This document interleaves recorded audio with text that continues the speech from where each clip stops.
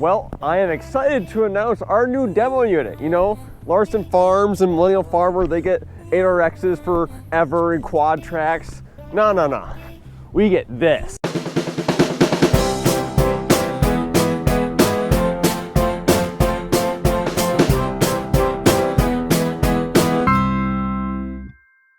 Yeah, an 89 Chevy 1-ton with a towel stringer in the back. Okay, so the actual story of this thing, a guy that used to work for us and a good buddy of ours, he has his own tiling business, and he's thinking about selling this one to upgrade, and he told us to use it for a little bit because he said we'll fall in love with it. So, yeah. But honestly, I've only connected one tile stringer or one roll of tile to it so far, and that was the easiest roll of tile I have ever connected in my life. You just back up to it, you don't have to worry about a trailer. So, let's tip this back up and head out to the field.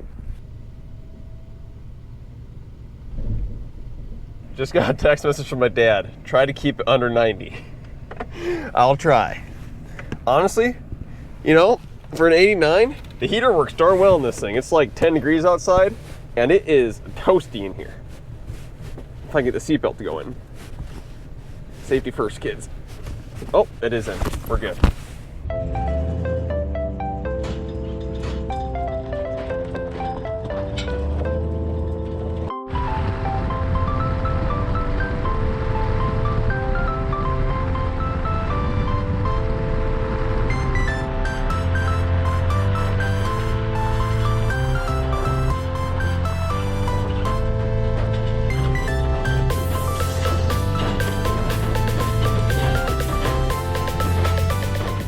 Yeah. Yeah, we'll probably use the red Dodge, the 6-inch tile first. Okay. I mean, into the corner here. All right, you want to know something funny? What? This truck has used almost a quarter tank of gas from the time we left Jeremy's. I know, the fuel is part, they want to get a diesel, that's part of the reason they want to get rid of it. And you know, you said keep under 90? I think it took me 3 miles to get up to the speed limit, so there's no problem there. That tile on the back, it probably ain't real aerodynamic. Yeah, so on this farm we have about 18,000 foot put in, just between these runs and these runs over here. These runs are the ones that really added up the feet because they run almost the entire length of the farm. But yeah, so we're gonna continue on today and see what happens. This thing's awesome. My dad was talking to the owner, and apparently the company name for this truck is the POS. So we are demoing a 1989 POS. You know, it's not the smoothest riding thing in the world, but it does ride smoother than a truck and trailer. I will give it that.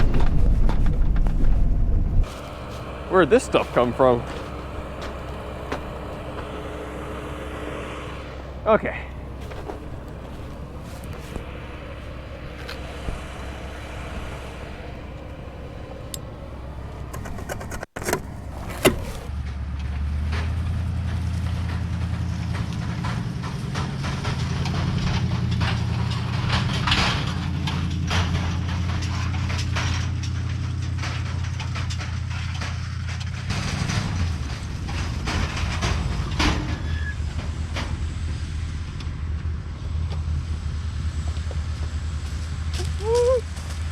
Well, we started the day at, what time did we pick this thing up?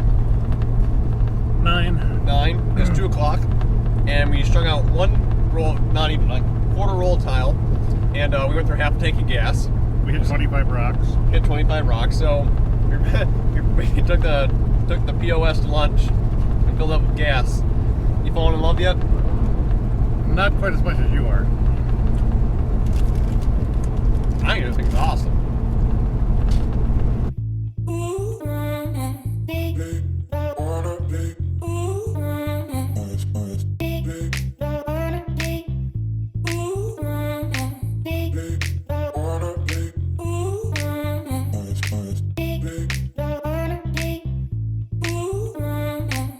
Well, my wireless mic died, so if the audio sounds a little weird, that's why.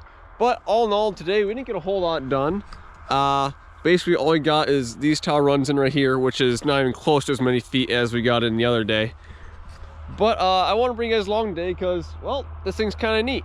It's kind of unusual. It's custom made.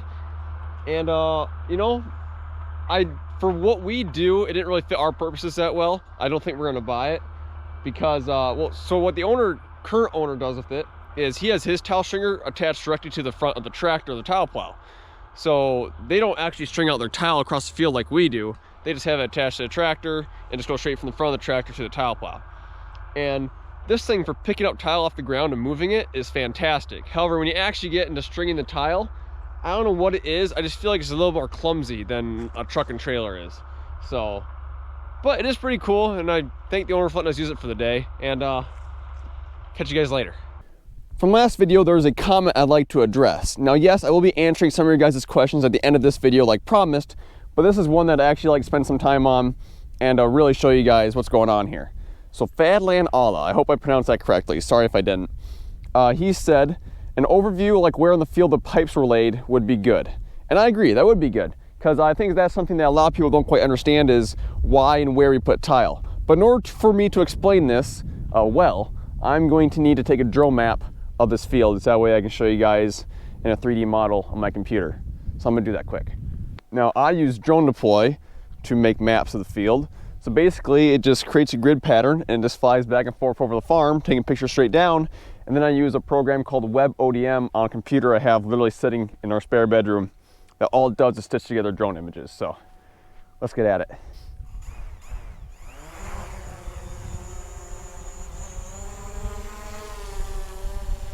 Oh, there's a deer running across the field right there. You probably can't see that. Go, bud, go. So first, to answer the question of why we put in tile.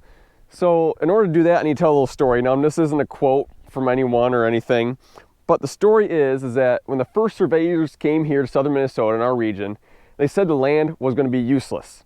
And it was at the time. It was full of potholes. I mean, it still is full of potholes, but it was full of potholes. There's no natural drainage. And they said it'll never be anything better than a swamp. And then somewhere in there, people started trying to farm it.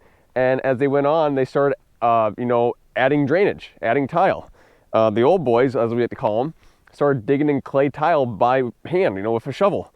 And sometimes we'll be digging out there and we'll find this old tile, these clay tiles that, they'll be stamped really early 1900s.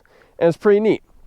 So that's why we tile, to try and increase the efficiency and productivity of our farms. So all tile really does is gets rid of all the excess water and drains into, in our case, a drainage ditch, which is at the south end of this farm.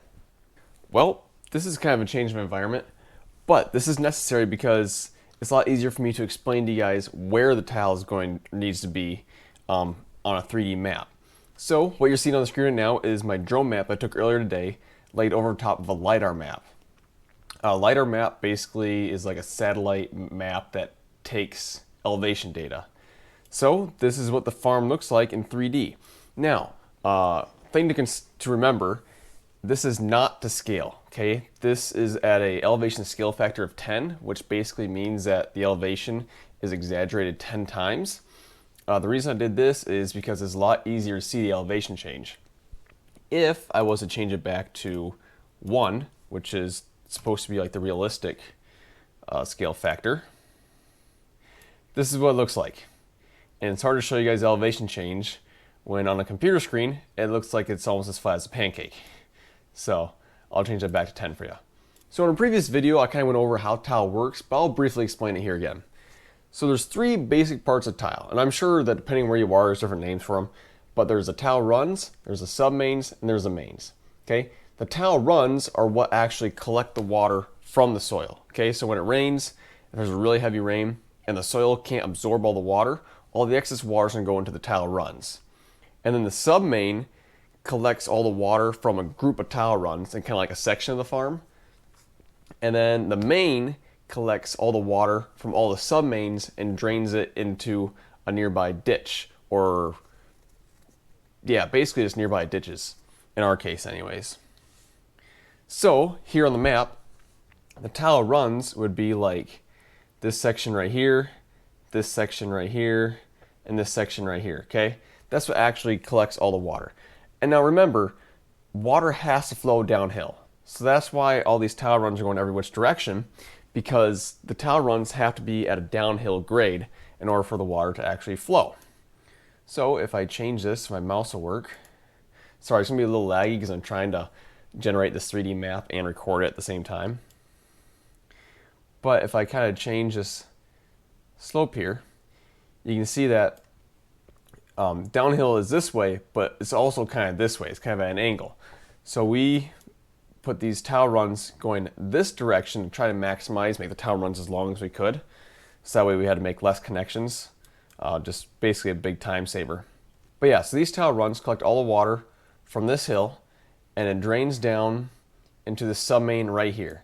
Now you may be looking at it and you may be going, Carson, it looks like it goes uphill there a little bit. You know, how you just said water flows downhill. Well, I drew a little picture here to illustrate that. Our towel plow is the grade is controlled on the towel plow by GPS. So somewhere on the field we have a little base station, and then that base station connects to a globe, a GPS globe on the towel plow. So we go and we survey where we want the towel run to be, and then we look at our little monitor, and it shows us, and it goes, okay, you're gonna be going up a hill a little bit here, so we're actually gonna put the plow deeper so we can maintain a consistent grade. So for example, let's say you're going down the hill, everything's fine, the tile is at a consistent grade, and all of a sudden you go over a little mound or a little hill, the tile plow will actually go deeper to maintain that grade on that tile. So once the tile runs drain into the sub-main, so this would be a sub-main right here, and then like this group of tile runs, this would be a sub-main, this would be a sub-main, and then for this group of tile runs, whoops, my bad, kind of got cut off. There's a sub-main right here. So after all the tile runs drain into the sub-mains drain into the main. Now this farm, the main was put in a long time ago, and it's kind of hard to see in this map, but I took a drone map this spring before we actually put the tile in, and you can actually see it better in that one. So here is the map that I took, I don't remember when the date was, before spring planting. The main connects to the ditch right here, that's the low spot, and it goes up here, turns, and goes up towards the road. You can kind of see a line right here. That's the main. And then if I take this layer off, you can see that all the sub-mains kind of line up with the main. So, all in all, that's how tile works. Well, I have had an extremely busy week, and that's kind of the reason I decided to make the video go the way it did. At the beginning of the week, all I was doing was stringing tile, and frankly, that'd be a very boring video, and you guys probably wouldn't watch that. So that's why I decided to go the way I did. And then towards the end of the week, I had finals here. In fact, I have one final I have to do today because it's due tomorrow. And I've had some other stuff kind of going the way. I've had a lot of projects in the work for the channel that I can't say yet because, you know, it's not 100%, but I've been working hard on some stuff for the channel. But yeah, looking to the future of the channel here, definitely gonna do whatever we're doing farming wise. You know, it's always changing. But I do have some car projects. I have a lot of projects for the Cadillac actually, and a few for the Bonneville. I have some snowmobile projects. There is a snowmobile trip planned. I'm not going to say a date or when, just in case for some reason it doesn't happen, but there is a snowmobile trip planned. And yeah, so I think I might try and tackle at least a Cadillac project this week, because on Wednesday I get my 4 wisdom teeth surgically removed, and I'll probably be under the weather. Probably don't want to go tiling for a couple days. So I'll probably stay back home and working some stuff here. Hopefully I'll be able to talk without drooling everywhere. But at the end of last week's video, I promised you guys I was going to read some comments. So let's go ahead and do that. And I really enjoy reading these comments. I absolutely love answering them. So if you guys have some more questions or more comments you want to leave, I'll leave them down below and I'll read them at the end of next week's video. To start out, Carl2755. You need to run a cable under the tractor for times when you need to pull it. Yeah, that's probably a good idea. We probably should be running a cable system tied up underneath the tractor somewhere, but we didn't at the time. We needed to get some tile in, so pull from the front weight. But yeah, it's probably a good idea. Evan Planka. If you're a 6th generation farmer now, when did the 1st generation start? Evan, about 5 generations ago. No, so my grandpa would have a lot better idea of a year than I would. But if I was to give a good guess, so my great-grandma and grandpa were the 3rd generation. I know my great-grandma was born in 1910. So the 2 generations before that, mid 1800s, mid to late 1800s, somewhere in there. JJ Rush, I take care of my mom who has dementia, and I love watching your videos, Carson, and they really help me keep my sanity. Thank you. JJ, you are an amazing person. I want to let you know that you're doing work that not many people can do, and I'm just a dumb kid with a couple cameras, and I'm glad that I can help you in any way I possibly can. Jerry Ratchford, how do you get the tile installed with enough fall? And do you occasionally check the outlet to verify the water is draining off the field? Yeah, so the first part of that question, I kind of already explained in this video, but I'll re-explain it here quick. So the grade of our tile is determined by GPS. So there's a GPS base station in our field, and there's a GPS globe on top of the tile plow, and they communicate with each other. So before we actually do a tile run, we'll drive over where we're gonna put the tile. It'll do a little survey, and it'll show the ground. It'll show the elevation changes on the ground of the tile run we're about to put in. And then it shows where it wants to put the tile, where the computer thinks we should put the tile. And then from there we can change it. We can change the depth, we can change the grade, and we can make sure it's all going downhill before we even start putting in the tile. Oh, and there's another part of that question too. And do you occasionally check the outlet to verify water is draining off the field? Right now we can't. It's too dry. You can stand there all day and watch that outlet, and water will never come out, even if you had a straight downfall. But during the spring, we do, when it's wet after all the snow is melted. In fact, in the spring, sometimes you don't really even need to check the outlet, because we'll start putting the tile in the ground, and before I can even make the connection, water starts coming out of the end of the tile. So Matthew Watkins asked, are you in Minnesota? Yes. Fifth Gen Farmer said, how many feet apart are your tile runs, and would you rather run your 9530T or your 9570 RT? I did paraphrase a little bit there at the end. Our tile runs are 50 to 60 foot apart. If it's a really wet farm, we'll put them a little closer together. But as far as would I rather run the 9530T or the 9570 RT, 9570 RT for sure. The 9530T is a beautiful tractor. We've had it since brand new 10 years ago. And it's done us very well, and it kind of holds a special place on our farm. But the 9570 RT, it's a newer tractor. The cab's, as far as comfort, the cab's quieter, more comfortable, it rides smoother, a lot better radio. It's the little things that, like, when you're in the tractor for a long time, you start to appreciate. The butt warmer, kind of nice actually. Something you never thought I needed in a tractor. My big thing is the lights. The 9570 RT has a lot better lights than the 9530T. The 9530T, the lights aren't bad. So if one night you drive the 9570 RT and the next night you drive the 9530T, you feel like you're blind. You can't see anything in the 9530T because you're so used to the 9570 RT, like turning the night into day with all the lights. David Miller. Carson, with all the jobs and things to do around a large, successful farm, what is your favorite thing to do? That's a great question, Dave. My favorite thing to do around the farm is probably a little different than a lot of people would think. My favorite thing to do around the farm is to try and create new ways to make our farm as efficient as possible.